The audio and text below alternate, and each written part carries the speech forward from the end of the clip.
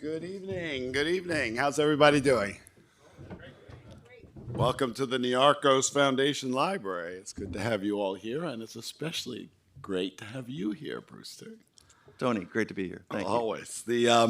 So it's our pleasure and honor to have Brewster Kahle here to help, so that we can help to celebrate the Internet Archive's 25th anniversary. Amazing work. And of course, who better than Brewster to help us think about the Internet Archive as well as all things digital, library, the future, as well as the past. You all know that Brewster's been at it for a while, a graduate of MIT in 1982 in artificial intelligence. Yep. Worked with Marvin Minsky. Holy moly. For those of you, that's incredible. A founder of artificial intelligence. It's turned out that it was a good idea. My favorite line about artificial intelligence is from Stephen Hawking when asked about whether he was worried about the future of artificial intelligence, and his answer effectively was, not as much as I'm worried about the future of human intelligence. Invented, precursor to the World Wide Web, Alexa, just at the formation, and for the last 25 years, doing fundamental, transformative work in ensuring access to information of the most essential kind to the world through the Internet Archive. Look, I'll get out of the way so we can have a conversation, except that I think we're all very familiar of how the Internet has gone wrong, at least compared to what we expected. Privacy, the effect of social media on the youth, surveillance, capitalism, all of it. We're clearly not in the utopia that we imagined, or that perhaps we imagined. And yet there are still amazing things. I mean, we forget how totally transformed our life is, except when we forget our phone somewhere. And lots of amazing good and great things. I mean, think about the access to information. Think about Wikipedia. Think about the Internet Archive and everything that it's doing. So, this library, obviously, very much a part of these conversations, as work with everyone that we can to sort of move this forward in the various ways that we can. So we wanted to help celebrate and to hear from Brewster. Brewster, why don't we start, if you don't mind, let's go back for a minute. And just tell me, what did you think the Internet was going to do? What did you think the world would look like? And sort of what happened then? Yes, right. The Internet that got me excited, right? So the vision of the Internet is the library of everything, right? That was the possibility that there was a transition that doesn't happen very often of how people express themselves and pass on knowledge. And it was the print to digital transition. And we knew that this was coming. Even when we were, in 1980, we sort of assumed that it already had happened, but it didn't. And so this transition was going to happen from print to digital. And so I looked at what happened when things went from manuscript, from oral to manuscript, and then manuscript to print. And it was kind of chaos. These transitions, whether it's the Protestant Reformation was sort of empowered by this new printing press thing. Socrates invented to create indulgences, not for Bibles. I love that part. Yes, you've written the book on Reformations. On the Reformation he has. And then Socrates was against writing things down because we would think differently. So these transitions were extremely important. So I thought, okay, why don't we go and try to do something right with this digital transition? And so how do you go and you got to anchor it right in the open? So help work on trying to get the openness to work. Ways, and then became the World Wide Web, which was good. I helped get the New York Times online, the Washington Post, Wall Street Journal, New York Times, Encyclopedia Britannica. These published, okay, let's go to this World Wide Web and make that work. And by 1996, we could build the library. We thought, okay, it's going well enough. But this is, remember, so have, things go back to a wavy screen here. This is 1996 when there's still lists of what's new on the net, right? That was how you navigated and found things. There's the what's new page in Mosaic. I don't know that there was Netscape yet. There wasn't Google yet. There just was Alta Vista. But it was going this way. It was open. It was good. Let's build the library. Let's make it so that the expression of people that are going and putting these things in this open world could be remembered. That it would basically be a foundation. These were good times. It wasn't without their fights and the status quo people that were trying to keep the things like the World Wide Web from happening. But then we started going and archiving the World Wide Web, and we were called crazy. It was like either you couldn't do it or why bother? When I said no, it's going to be really important, right? People are expressing themselves out there. Their words deserve to be in the library. This is an historical record of all websites. Yes, the idea is we started crawling, by making a computer robot that basically would download a page and then record it and then look for all of the links on it and add that to the list to crawl. And they would do another one and they would capture it and they would just keep going and going and going. And I was looking back, and the first complete collection of the World Wide Web was 2 terabytes. That was it. It was 2 terabytes in size, and I wanted to give it to the Library of Congress. And it took them 18 months to go and say yes. Now you say, why does it take? Why not? And it's like, well, does it deserve to be in the library? I mean, this is the time. When I look back at the Reformation, libraries didn't collect print because all the real stuff was Ephemeral. manuscript. It was too ephemeral. It was ephemeral. It's like pamphlets. Those are the blog posts of the time. Okay, they were important ones when they were put out by Luther and Erasmus, but they were just not thought of as library grade. So we wanted to get this copy into the Library of Congress. They said yes, and so I commissioned an artist named Alan Rath to make what does it look like. Right? You have this opportunity, right, to like hand something a bunch of bits, and so he came up with a sculpture that had blinking forced screens that showed web pages from it, and he called it 2 terabytes in 63 inches, the World Wide Web, 1997. And because he knew, this artist, Alan Rath, knew it was going to go up and up and up, and so it was in the front of the Madison building for 15 years. When you walked in, there was this beautiful sculpture showing that, Library of Congress had a copy. And then they said, but we have the bits, so do you want it back, Brewster? And so a couple years ago, I guess 10 years ago now, we got it back. So we now have this beautiful sculpture. So that was, to imagine sort of those days. Actually, help us understand. I mean, I remember when I first heard that the Library of Congress was going to be collecting the entire corpus of that, or everything on, was it Twitter or Facebook? Yep. or one of those. And, old folks like me sort of thought, oh my God, that's like too much and not worth it. Right. Right? Why is that wrong? You don't know what's going to be really important. And libraries in this digital age have got to be much more proactive than we used to be. We used to just kind of buy the new books, and then we wait for people to die, and then we get their stuff. But in this digital world, the average life of a web page is only 100 days before it's either changed or deleted. 100 days. So you've got to be proactive to go and get it. And you've got to then, and you don't know what's actually going to be the valuable things out of it. And one of the real wins for me was the Internet Archive started collecting the World Wide Web, these robots, but we found that actually we needed people's help. We needed librarians' help. We needed librarians' help from all over to go and build a great collection. And they needed our tools to help build their collection. And it's really important that the collections interlink because it's the web, right?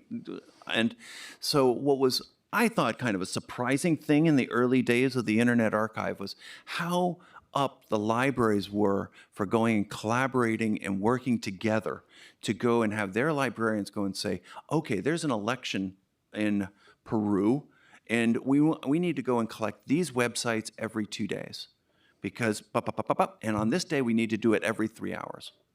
And so there was just spreading out of just like, okay, let's make sure that we're building these collections of this digital materials. And there are now over 900 different libraries, museums, national libraries. We collect the web for the Library of Congress.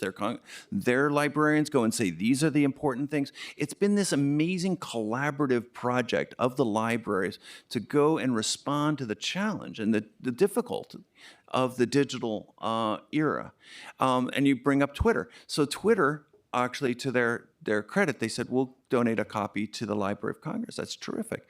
They said yes. And it just started coming in, and it was a lot. And it was more than they could really handle, and they then went selective, which I don't think was the right idea. So we've worked hard to go and do this because it's a little hard to kind of imagine the scale of the project. So the Library of Congress, if you just had to take the books in the Library of Congress, a book is about a megabyte.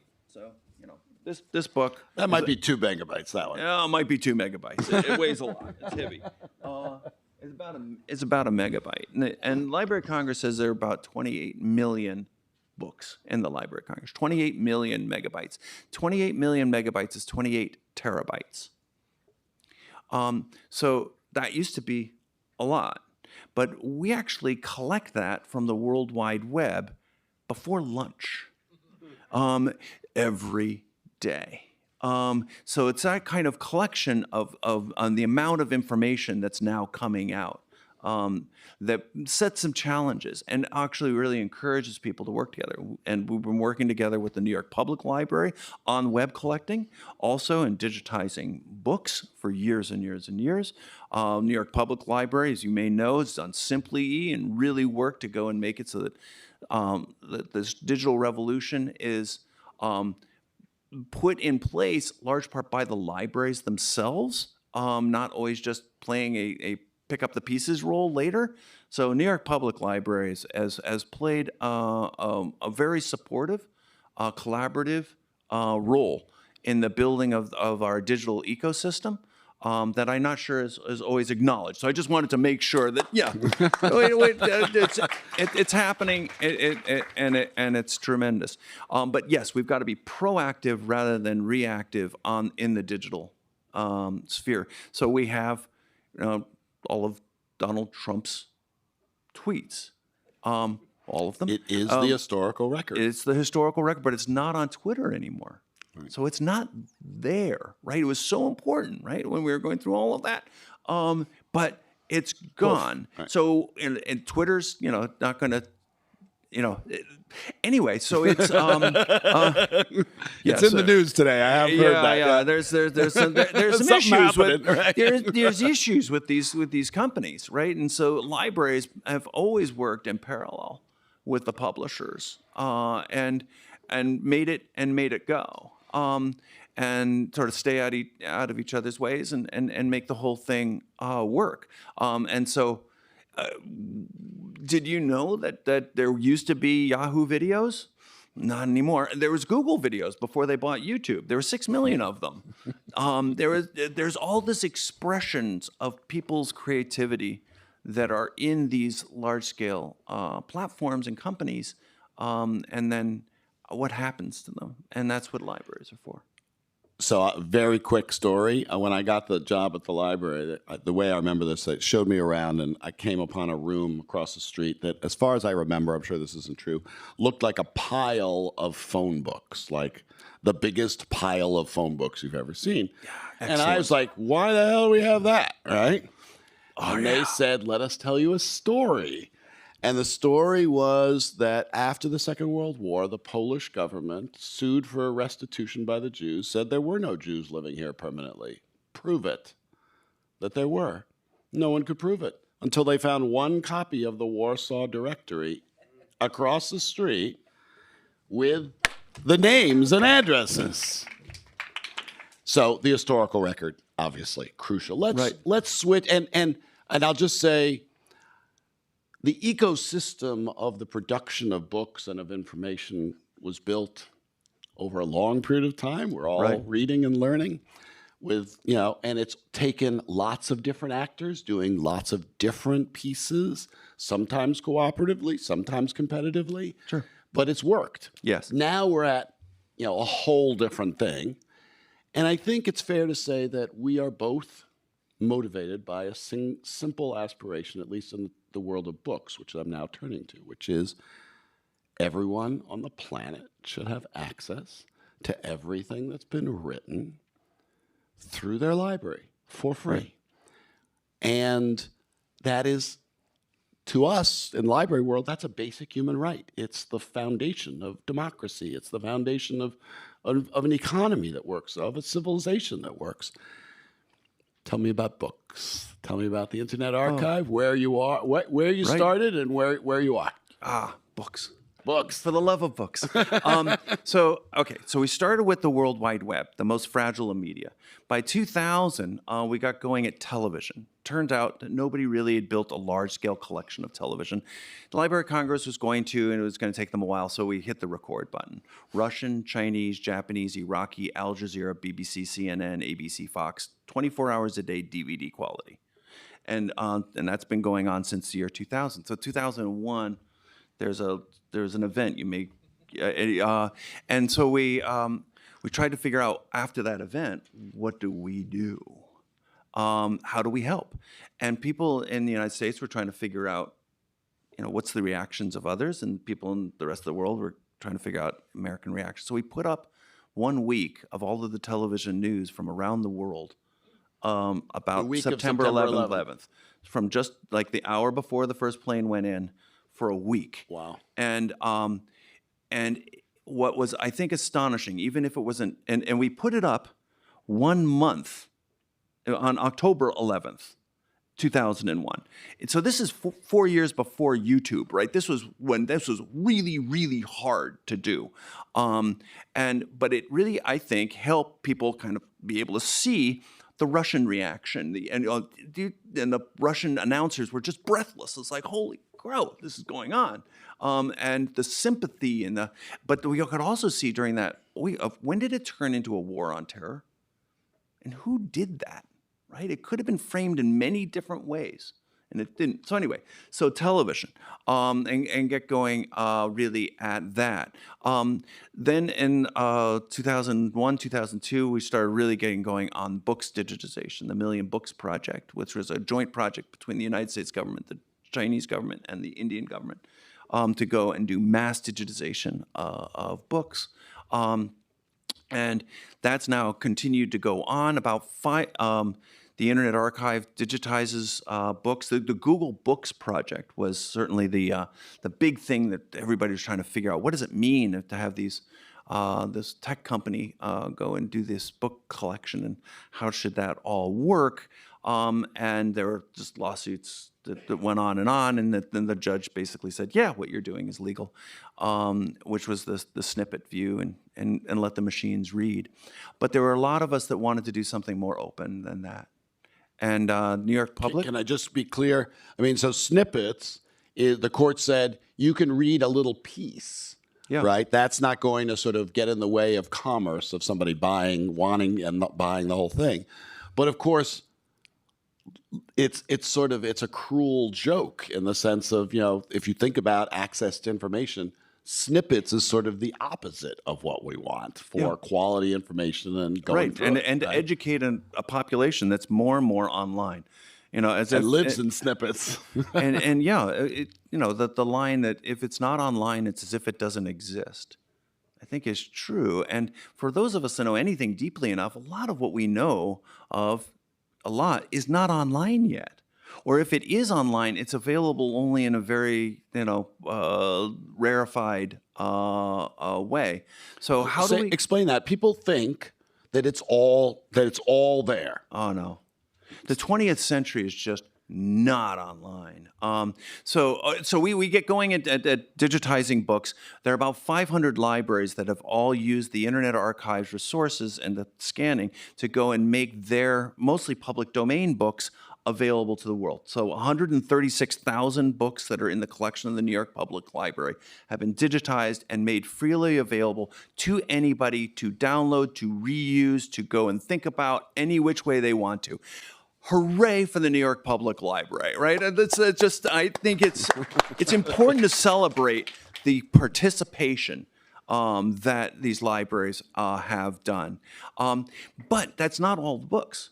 Really, the big missing piece is the 20th century.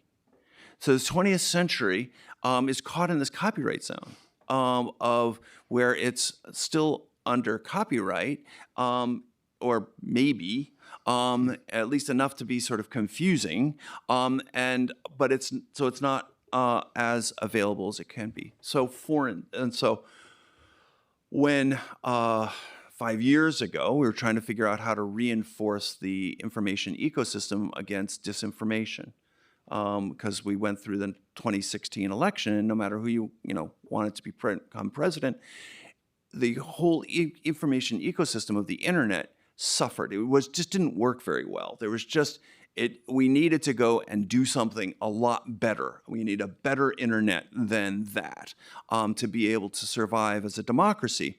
So we talked with Wikipedia and Catherine Ma, who's the head of Wikipedia. I said, what do we do? How do we make this better?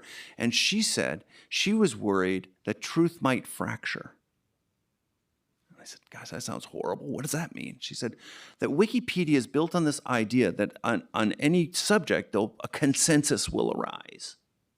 That if you, and if not, there's sort of this push and pull, but it's not two different truths. She was worrying that two different truths would happen about things. It's like, well, that sounds bad. We can't lose Wikipedia. And so I said, how would this happen? She said something I'd never heard before: citation wars. Behind every Wikipedia page, there's a pushing and shoving of what gets put in the encyclopedia of the internet, Wikipedia. And she said it was based on people would win arguments based on the heft of the source and whether you could click on it. If you couldn't click on it and check the reference, it got less weight. It doesn't sound unreasonable. It doesn't sound unreasonable. I said, at that time, this was right after the 2016 election, I said, okay, we will do what we can to be the library of the internet. We'll go and reinforce Wikipedia. So we wanted to turn all of the references blue. The references at the bottom so you can go deeper. And it turned out there were a lot of broken links there. There were a lot of links to books that you couldn't click on, and you couldn't click on because the book is not available for you to click on it. It just wasn't available to click on. Right. And so we prioritized the fixing the broken links. We fixed 12 million broken links by pointing them into the Wayback Machine. We then went through and started changing the book links so that you could click on them. So if it's got a page number, it opens right to the right page. And if you could see one or two pages, and then beyond that, you have to borrow the book or go and buy the book. Okay, but you can go and find out whether it's right or not. And it turns out, so we've now fixed 500,000 links to 100,000 different books in Wikipedia. We prioritized digitizing those books, and we lent those books using a system that was pioneered by Michelle Wu in the Boston Public Library 10 years before, towards going and having it so that you have a little bit that you can see, but if you want more of it, then you borrow the book, and one reader at a time. And it's worked great. So that started in 2011 and worked along fine. And so we basically do this. So an example, there's a page on Wikipedia for the Holocaust. It's a bibliography of the Holocaust. It lists 140 books. Before we kind of concentrated on it, there weren't any links, right? They were just dead text. So you could, try to find it, but most of these things were way out of print, really expensive, whatever. So it turned out we had 82 of them. So we wove those into the pages, and also we went out to go and prioritize getting the others. So we've prioritized all the books that are in Wikipedia. We're prioritizing a book drive of the Ukrainian Wikipedia. So there's the Ukrainian Wikipedia. We've taken all of the books lists of that, and we're prioritizing getting a book drive to go and get those books digitized so that people that are now in diaspora can have access to their own literature, at least prioritized in that way. So this is part of, I assume, a global effort to preserve archives, et cetera, in the Ukraine. And absolutely, there's over 1,000 volunteers that are doing web archiving, and all of those materials go into the Internet Archive because we've given away free accounts on all these things, and there's also the Save Page Now. So there's 1,000 people that are working on this, and there were hundreds of people, or maybe 1,000 people working during the tsunami in Japan. So every time there are these events, there are people that sort of say, "I'm going to help in this." Or when Trump was elected, people were worried about the websites, the government websites having to do with climate and ecology, and so there was enormous groups of people that came together to go and try to archive this. They're all in the Wayback Machine now. Tell me about how you think about the role of publishers in this ecosystem at this point and going forward. Publishers are really there to go and get new stuff out, cultivate authors. Let's have them give some better deals to authors, I would say, to go and keep that whole structure going. And libraries in the United States is about a $12 billion a year industry. $12 billion, and about $3 to $4 billion of that goes to buy publishers' products. So it is a very decentralized support structure for publishers, and I would like to see this continue. So what libraries do is they buy books, they preserve them, and then they lend them out. Let's have that structure continue, even in the ebook world, which right now actually is kind of a problem in that area. I agree. I think we agree that we need the publishers as part of the ecosystem, and we need authors to be paid as part of the ecosystem. Absolutely. So we'll have creativity. I think we also agree that those aspects of the capitalist system of production of books is working. The surveillance capitalism side, the side that's come with digital, doesn't feel so good. And as you said, it's one of the reasons why libraries are asserting themselves and creating our own apps and protecting privacy and not letting commercial interests drive the choices. You've been leading that from the word go. I think we're part of a library system that's trying to figure this out, and the Internet Archive plays a role, but it's a cooperative role towards trying to have the system work with many winners.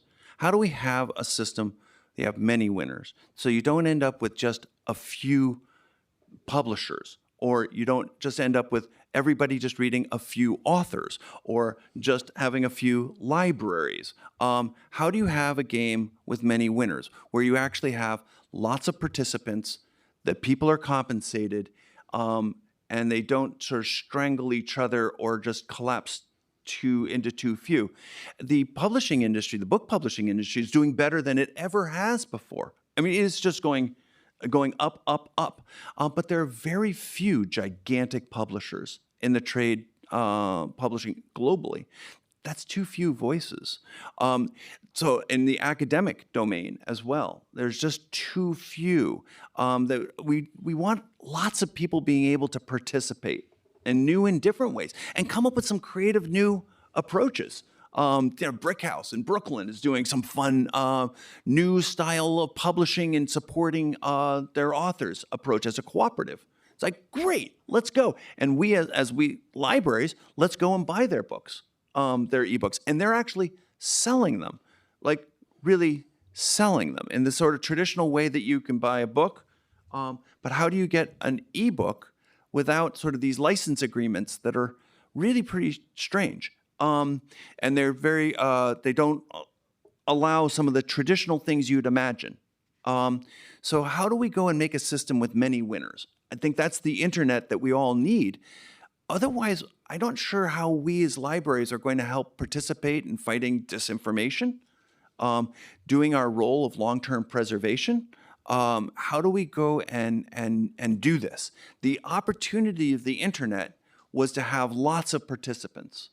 And we're ending up with, just a Facebook, a Twitter, a Google, an Apple, and an Amazon that are very, very successful, but it's too few players. Right. First, I should say, my colleagues have some cards. They're golf pencils. If you have some questions, we're going to break for that in about 10 minutes. So please write them down, and Brewster will handle them as best we can. Let's see. I think, Brewster, we fundamentally agree on what is so important, which is we need the diversity of views for this society, this democracy, this economy to work. And, not everything is leading in that way, and the concentration of ownership can get in the way on that. Yes. As well as commercial constraints on the sharing of information. What do you think of as the big structural impediments at this point, thinking about now, going forward, to get to where we want to get? Help us think about the map of sand traps, if you will, that we need to be thinking about. I ask this selfishly. Yeah. In the short term, some things just seem like kind of too good to be true. Like, remember when you first got Netflix and it was like, wow, I could get any DVD, in the mail. In the mail. It would come and it would be this sort of feed of these things. I didn't have to go down to Blockbuster. It was kind of awesome. And then it kind of evolved into this streaming thing, and then things started disappearing, and it was like, well, you better see this by the end of the month or you can't have it. And we kind of gave up our DVD collection and our VHS collection, and it sort of became this sort of shifting sands. And I think that then there was Spotify, right? The number of people that actually have a CD player other than in their car is starting to become small. So it's whatever you kind of can get by asking for it. And you can ask your, Google device or Alexa device, and it starts playing stuff for you. But is it all of it? Is it kind of the interesting stuff? At the end of the day, are you going to have a record collection to give to your kids? No, you're not. So we kind of got this streaming world, and there's now this sort of idea of having a Netflix of books, and that's what a library is. We've sort of outsourced our collection criteria to these sort of corporate subscriptions, and these books kind of come and go and they can change what's that book at any time, and they can take it away from your reader at any time. And it's just like, I kind of, okay, Netflix, all right, music, books. It's books. It's how we as a society think things through as books. So I think that we've gotten sort of addicted to these streaming services where there's very few players. And the idea of having, okay, now you've got HBO Max and a couple others to choose from, that's not the right number of ways to be informed as a citizen, especially in the realm of books. Well, the beauty of the internet, amongst other things, is it allows you to get to the long tail unless it's not commercially viable, and that decides whether you can go onto the long tail. Look, I think we spend a lot of time these days, as we should, talking about book banning. This institution's just unbanned some books. Everybody's trying to figure out New York Public Library is gone. But it's interesting. yes, that is a serious threat to access to information, to democracy. Yes. But so is the less obvious, less loud, day-to-day commercial decisions that take things away or prevent you from having access to them. I'm not saying out of evil necessarily, but just that's how the system works. And that's a problem. I mean, that's, as you said, that's why we decided we needed to create our own app to offer this platform. And simply, instead of Overdrive, with all due respect, it's very simple. We want to protect people's privacy. We don't want you surveilled while you're watching it. And as importantly, we want everything there, even if it's not commercially, sort of viable. A commercial entity will put the best sellers forward so that you end up buying more, licenses to more bestsellers. That's great, but that's not the only business we're in, right? We're not, just in the latest bestseller. We're in the corpus of human information, right? And thank you for doing that. I mean, I got to visit someplace completely great this morning. It's called Recap. It is down in Princeton, New Jersey, and it is the off-site repository for Harvard, Columbia, New York Public Library, and Princeton. And it is huge. And it's got 17 million books. It is gigantic. And they basically will turn around a book in 24 hours out of this huge collection, and they'll basically go and bring it back in. I look at this and it's like, thank you, right, for going and doing this. And they're actually about to go and commission the next bunch of it that's got another 4 million volumes that they can take in. It's great that you can get access to it. How many of those are online? And we've only done 6 million books total, right? And there's 17.2 just in that one building. So we have so much more to go. That building, that is amazing. It is the long tail, and we do scan on demand, and we keep that, obviously. Absolutely. I think, and I should just say the Recap is interesting because it says even in the analog world, in the, the old world of, storage of massive millions of books, there's still interesting efficiencies you can find. I mean, we were collecting side by side with Princeton and Columbia and us in Princeton. Yep. Meaning we would buy 3 copies of a book that probably no one was going to look at for a very long time. Sitting there next to each other so we could say we have our own copy, right? 2 things happened. One, Harvard says we want in. This is the richest university in the world. And the reason is, instead of buying now 4 copies, we'll buy 1 copy and we'll share it.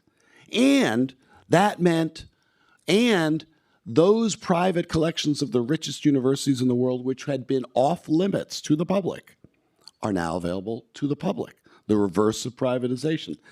I say these stories just as and we doubled the size of our collection overnight. Bruce, thank you.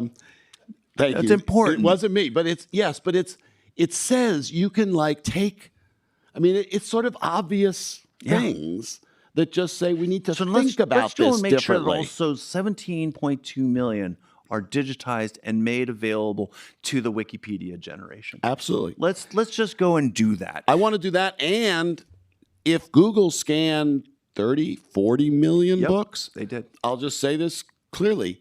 It makes no sense for society to rescan those books. Unless they don't make it terribly available. Well, they best, because that's what society needs them to do, right? And if we need to give them assurances, work with them, we will. But again, we have to find ways through this logjam, and you've been the leader in that. Well, we're another trying to help by working with now 500 libraries to go and try to get the books collections. The number of that we've worked with in terms of getting the 78s, which is before my time, the crank, the horn, the dog, those, right? The 78s, it's like people say. Oh, we go further back to that. We got cylinders. We got right. We're on. Trying to get all of that available. It's been fantastic. We've worked now with over 100 different collectors and libraries to go and make it so that treasure trove is available, and it's great. I mean, so the real goal, since the Library of Alexandria, the myth of the Library of Alexandria is universal access to all knowledge. Can we make everything ever written, expressed by people ever available to anybody that could learn from it? Can we do that? Economically, technologically, all of which, absolutely we can. The internet is a fantastic resource to be able to make that dream happen. And I would go further, that if we don't do it, we're going to shortchange the next generation because they'll learn from whatever they can get a hold of. And if they're not getting a hold of the best, they're going to get brought up on whatever dribble is out there. And right now, we actually have a problem. And I think we're seeing some of that problem because when you say internet to people now, they kind of reel back as if it's not a good thing. And it's because it's kind of become a Twitter, a Facebook, or a really superficial type packaged propaganda machine of either celebrities or politicians or state actors that are really pushing certain things to make those freely available. And a lot of the good stuff isn't either available at all, or it's behind some sort of paywall, or you have to be on campus in some expensive university you're not at. This doesn't make any sense. And I think we're seeing a suffering by not putting a layer of good information out there that's referenceable, usable, and that's what we are for. That's why we're paid the big bucks. I totally agree. I will say, because we're the oldest, biggest library in the country, or the biggest anyway, of the public libraries, I mean, we have to do that. We also have to maintain close to 100 facilities like this amazing new one, because people are human beings and they want to actually be together the way we all wanted to be back together. We need to keep physical collections because that's also, essential, and education programs. Oh, and we haven't even touched the fact that here in New York, the capital of the information age, we're talking about how to make sure everything's here, but there are 2 million New Yorkers who don't have access to broadband at home. I mean, that's just in New York. I mean, so, we got some work to do, and yet everyone thinks either it's all already there. Right. Or they think it's yucky, though everyone's addicted to it, for buying everything, getting everything, finding friends, finding whatever. I mean, it's incredible. But people are using these things in new and different ways. So we digitize all of these books, right? And people go in and out of the books really quickly. So it's often they're only on there for maybe 30 seconds, minute and a half, 2 minutes in general. It's interesting. So that it's being used in a very different way. They're looking at a book for 30 seconds? 30 seconds. They're treating it a lot like web pages, just really good ones. And I think that's Is that because the way people have learned to think and digest information has changed by the speed and readiness of this? I think just by having these screens around, people don't necessarily read in the same way, or they're using our library, which is, remember, it's old stuff, right? We have the old stuff, so it's not the newest, beach bestseller. We don't do those. Beach bestsellers, we got it. But the way that people go from a Wikipedia article into a book, they don't necessarily, go to the beginning and just start reading it online all the way through. They're using it and putting together their world out of lots of pieces of information. And actually, a lot of libraries are that way. The use in libraries are often different. There are public libraries that will lend out a book that people will read from beginning to end. But that's not what we see in general in the Internet Archive's book Have you use. seen a change? And sorry, folks should get questions. Oh, great. Have you seen in the 25 years of tracking the changes in behavior of reading, since you can watch that online? We see people going through web pages very, very quickly. An encouraging thing is people don't suffer fools lightly. They bounce off of crap websites immediately. in our experience. I mean, they get it and they're gone. So I'm really quite encouraged by the sort of summary views that you get of web usage. So people are discerning, people are interesting, people are peculiar. They're interested in what they're interested in.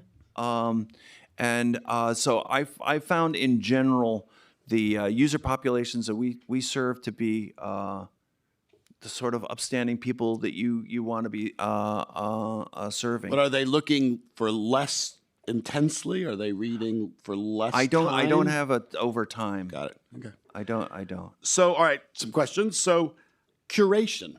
How do you make sure that, I'm sorry, I'm going to paraphrase. How do you make sure that you're not just storing misinformation and bad ideas? Where's the curation, the validation? Good question. Like in the web, what we try to do is go and collect it all, and then try to provide some level of context for it. Often the context comes from who collected it and why. So we will link back to the provenance of the web pages in the Wayback Machine to the organization that requested that it be collected, and that will often be in a collection that has titles on it that are annotated by the librarians.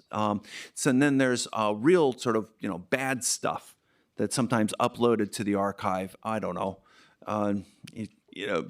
bad stuff, and we'll just take it off the out of public view at least, so try to or put some level of speed bumps, or try to provide sort of context when things have been debunked or the like, to go and help people understand what other people have said about it. So one of the great things about libraries, an important thing, is context. It's the card catalogs. It's the librarians you trust. It's like, what is this for? And so we try to have a very broad range of materials in the Internet Archive's collections, the web collections, book collections, music collections, and then we try to provide context for people to know what it is they're looking at. We try. I did notice, I was reading President Obama's remarks at Stanford that he made last week, I guess, on technology. And one of the things he said was that actually we can solve echo chamber problems if you put other information, if you curate, if you put other information in front of people, you can have adjustment. I thought that was interesting, just because a lot of the social science previously that I'd been reading had said if you try to break people's echo chambers, they react negatively in extreme further. And yet Barack Obama was saying, no, actually, we can challenge that, right? With better, more varied information. I like the line, the answer to bad speech is more context, right? So, basically, but the web has sort of evolved into this thing that often we take on our phones, and we just get to see this one snippet, this one point of view. We don't get all the information around it. Or who produced it. Just like, where is this from? Is this been rattling around the internet, and it's, or am I the first person? So what am I looking at?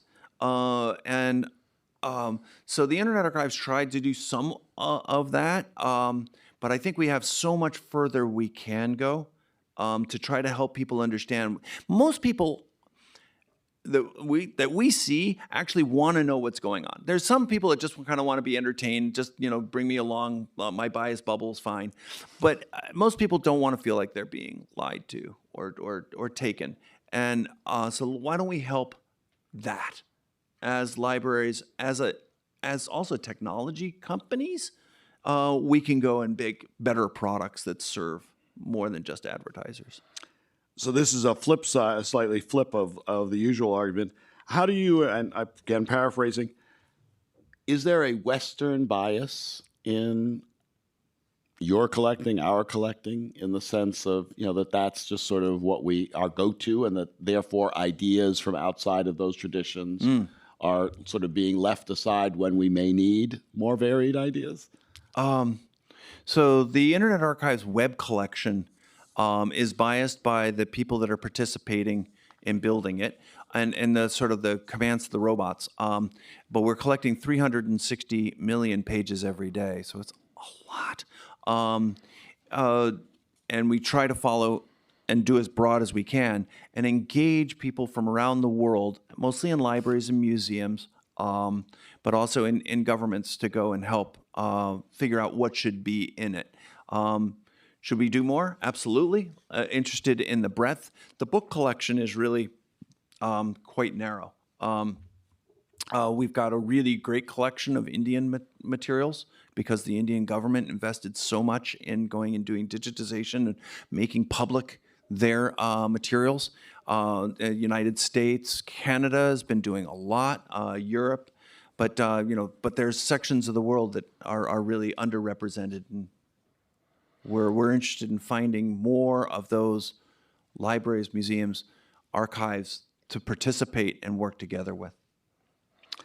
So here's one. How do you balance historical preservation against people's right to be forgotten as part of the right to privacy? Right. Universal access and privacy are sort of flip sides of the same coin. So how do you deal with this? The Internet Archive let's just take the web collection. If people don't want to be in the web collection, right? Their blogs or whatever. They write to info@archive.org, and they do all the time. And then we try to make sure that they are the person that they say they are saying they are on the internet, on the website. As versus a competitor saying, take down my competitor. Yeah, that kind of thing. Right. And in general, we give quite a latitude towards people to take things down, because a lot of the web was not meant for ever, and you might want to sort of get over, that part of your life or whatever. So we have sort of a bend not break kind of. It's not absolutist, and this has worked for 25 years now in terms of sort of working that through. So there's sort of an escape valve, if you will. Here's a classic question of the era: who funds this, and who decides who has access to it? Oh, good. Yes. So we're funded a lot like, other libraries. So we get, actually libraries fund a lot of what it is we do by collecting web pages, including the New York Public Library. Thank you. To go and collect web pages like the Library of Congress, National Archives, national libraries around the world, to go and build this web collections that they get to have and that are also part of the Wayback Machine. Then another large section is people paying to digitize books. Then grants from large philanthropies. And then we have the end of the year donation drive, sort of the Wikipedia or the NPR, please. And I'm really quite proud that 100,000 people last year decided to donate to the Internet Archive, and it's been going up. And it's based on that broad public support that allows us to do not just spend the time working on projects that are funded through the grants, but for the broad public. And so I think things changed. I think a lot in the United States with the last election, and also the 2016 election, and also COVID. And we're all homeschoolers now. We all have to basically work with the materials that we have available to us online. So there's a real increase in the amount of outpouring towards Wikipedia, the Internet Archive, other Electronic Frontier Foundation, the Public Knowledge, these public-spirited Internet-era organizations that are trying to build the tools for being an educated digital citizen. And yeah, we're 501c3 nonprofit. So if anybody would like to donate, anybody has tax access. deductible, please. Also, people are donating physical materials to the Internet Archive To then scan. We preserve it. First of all, we start by preserving these materials. and then we digitize them once funding allows. And right now, actually, funding's going very well in that area. So we now physically own, I don't know, 3 or 4 million books, lots of 78 RPM records. We're just in the process of getting 600,000 CDs, audio CDs. So we can't make those available online, except That's maybe one just person's collection. no, but these are institutional collections. Yeah, yeah. Boston Public Library gave us their sound archives. And we just finished digitizing all those long playing records. And so you say, why? Because you can only make 30 seconds available with the artwork. So why would you do that? Because we actually helped, because we had this. We were able to help get a law passed last year, thanks to Ron Wyden, actually, to go and make it so the pre-1971 out-of-print recordings can be made available by libraries for free. And then we said, great, we've got 20,000 of those. And so we were able to go and put those up because Boston Public Library's sort of forward-looking nature, our funders' forward-looking nature, even though we could only do some amount with it in the meantime, things change as and the laws change to reflect the new realities. All right, so this is interesting. This is curation, and somebody's clearly been impressed by the scale of the amount of information, and they ask, are there ways to narrow down the vast materials available in the same way physical libraries can offer? In other words, if I understand the question, we've got 65 million physical items here, and rock and roll. But at least as importantly, we have librarians who will help you make sense out of that and say, no, you want to start here, don't go there, don't trust this, whatever. How does that work, and how can it be trusted? Not well enough. Right. So we really need help in building curated collections. So we have a lot of the curation that came with the collections they came from. So for instance, the books that came from the New York Public Library, you can see all the library books that came from the New York Public Library that brought something to it. There's subject indexes that come with the different materials. That helps, but it's still kind of confusing. But I think what we need is citizen curators. We need people to go and build collections and navigation structures that are new and different towards moving through it, because frankly, it's kind of confusing and a little daunting. If you go to archive.org, it's just like, holy crow, is that a lot? And you're kind of like, don't I have something else to do? I mean, so we need more hooks to get in. Openlibrary.org was a collection that was a website that you can build lists on, and people do. They build the lists of the books that they think are really important to read together, and they pass those lists around and they build on each other.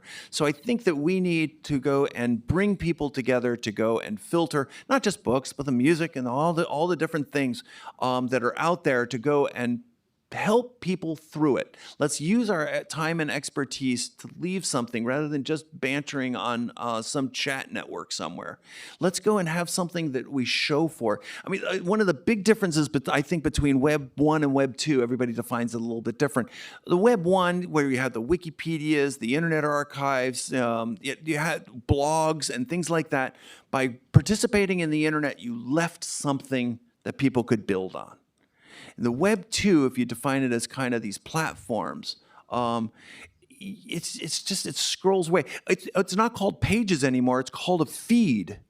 I mean, a feed, right? Isn't that what you do? Horses, you go to trough, right? I mean, it's like something's really wrong here. We shouldn't be spending our time just babbling and having it just go off into the ether. We should be building something together. So I think that's curation, that's individual content, that's new and different things. Some of it will be compensated, most of it won't be, and it will be a better internet for it by turning our tools towards let's go and create things that are worthy of being in the library.